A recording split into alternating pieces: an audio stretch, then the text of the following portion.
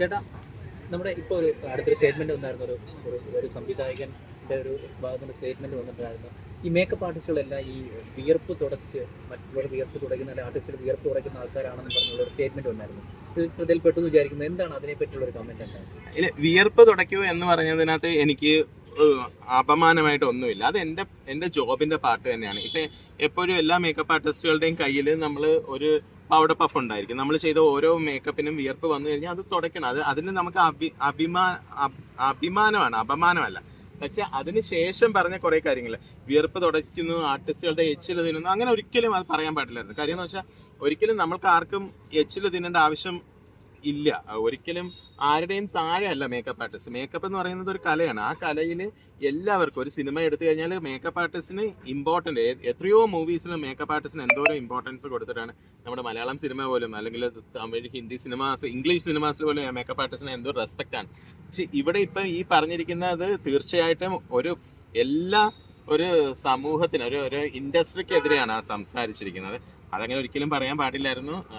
Makeup ഇൻഡസ്ട്രിയിൽ ഒത്തിരി പേര് ആരുടെയും മേളിലാണെന്ന് ഞാൻ പറയുന്നില്ലെങ്കിലും ആരുടെയും താഴെയല്ല, ആർക്കും ചവിട്ടി നടക്കാനുള്ളൊരു സ്ഥലമല്ല മേക്കപ്പ് ആർട്ടിസ്റ്റുകളോ അല്ലെങ്കിൽ അവരുടെ മുതുകോ. അവർക്ക് ആർക്കും ജോലി എടുത്തിട്ട് തന്നെയാണ് ഓരോരുത്തരും ഫുഡ് കഴിക്കുന്നത്.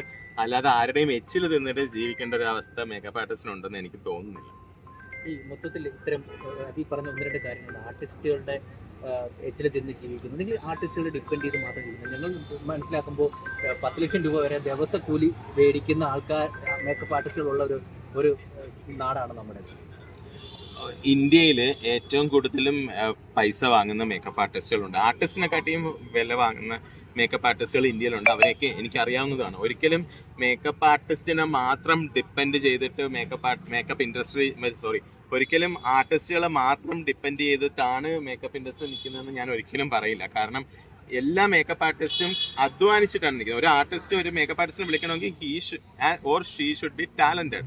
ആ ടാലന്റിനാണ് പൈസ. അല്ലാതെ ഒരിക്കലും അവരുടെ എച്ചിൽ തിന്നാൻ വേണ്ടിയല്ല ഒരു മേക്കപ്പ് ആർട്ടിസ്റ്റും അവരുടെ കൂടെ പോകുന്നത്. മേക്കപ്പ് ആർട്ടിസ്റ്റിന് വേണം, ആർട്ടിസ്റ്റിന് മേക്കപ്പ് ആർട്ടിസ്റ്റിന് വേണം. That is the genuine thing. അല്ലാതെ ഒരാളിനെ ഡിപ്പെൻഡ് ചെയ്തിട്ടല്ല. അവരുടെ ടാലന്റ് വാങ്ങുന്നു, അതിന് അവർ കാശോ പ്രതിഫലവും വാങ്ങുന്നു. അത് തന്നെയാണ് എൻ്റെ ന്യായമായിട്ടുള്ള കാര്യം. ഇതിപ്പോൾ ചേട്ടനോടാണ് നേരിട്ട് ഇങ്ങനെ ഒരു അഭിപ്രായം പറഞ്ഞിരുന്നുവെങ്കിൽ ചേട്ടൻ്റെ ഒരു പ്രതികരണം എന്തായിരുന്നു? എൻ്റെ പ്രതികരണം എൻ്റെ അടുത്ത് അങ്ങനെ പറയില്ല. കാര്യം എന്ന് വെച്ച് കഴിഞ്ഞാൽ ഞാനതിന് പറയാനുള്ളൊരു വേദി ഒരുക്കില്ല. എൻ്റെ ടാലൻറ്റിന് ഞാൻ എന്നും ആൾക്കാരെടുത്ത് എൻ്റെ ടാലൻറ്റിന് ഞാൻ എന്നും പെയ്ഡായിട്ട് തന്നെയാണ് വാങ്ങിച്ചിട്ടുള്ളത്. ആൻഡ് ഐ നെവർ അന്യൻ്റെ മുതൽ ആഗ്രഹിച്ചിട്ടുമില്ല. അതുപോലെ തന്നെ ഒന്നും ഞാൻ ഫ്രീ ആയിട്ട് ചെയ്തിട്ടുമില്ല. Everything should be paid, everything give and take. അതാണ് എൻ്റെ പോളിസി. അതിൽ നിന്നും ഒരു മാറ്റവും ഉണ്ടായിട്ടില്ല. എൻ്റെ അടുത്ത് അങ്ങനെ പറയില്ല. ഈ പറഞ്ഞ ഓരോരുത്തരുമായിട്ടും എനിക്ക് നല്ല ബന്ധമാണ്. പക്ഷേ ഇങ്ങനെ ഒരു പരാമർശം വളരെ ജനകമായിരുന്നു എനിക്ക്. ഈ മൊത്തത്തിൽ ഇങ്ങനെ ഒരു സംവിധായകനാണ് ഇത് പറഞ്ഞിരിക്കുന്നത്. അദ്ദേഹത്തിന് ഏറ്റവും ആവശ്യമുള്ളത് അദ്ദേഹത്തിൻ്റെ ഓരോ ക്യാരക്ടറിനെയും ഒരു നടൻ ക്യാരക്ടറായി മാറുമ്പോൾ അവിടെ ആവശ്യമുള്ളത് മേക്കപ്പ് തന്നെയാണ്. ഒരു സംവിധായകൻ ഇങ്ങനെ പറയുന്നു, അത് അവർക്ക് ഇത്രമാത്രം റെസ്പെക്റ്റ് കൊടുക്കാൻ പാടുള്ളൂ എന്നുള്ളതിൻ്റെ ഭാഗമായിട്ടാണെന്ന് തോന്നുന്നുണ്ട്. എനിക്ക് ഈ പറഞ്ഞ ആളിനെയും പോയിന്റ് ഔട്ട് ചെയ്തവരും എനിക്ക് വേണ്ടപ്പെട്ടവരാണ്. ഞാൻ വർക്ക് ചെയ്തിട്ടുള്ളവരാണ്. ജാൻമണി എൻ്റെ ക്ലോസ് ഫ്രണ്ടാണ്.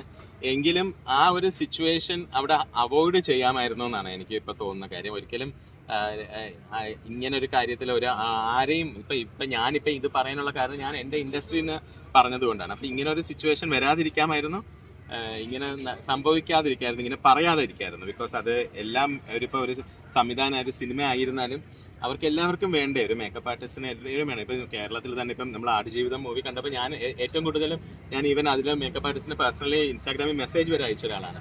എനിക്കിപ്പം ഒരുപാട് മേക്കപ്പ് ആർട്ടിസ്റ്റ്, ഇപ്പോൾ ജോർജേട്ടനെ ആയിരുന്നാലും നമുക്ക് എല്ലാവർക്കും അങ്ങോട്ടും ഇങ്ങോട്ടും റെസ്പെക്റ്റ് ആണ്. Each and everybody we respect how we respect artist. അതുപോലെ തന്നെ നമ്മൾ we respect the makeup artist.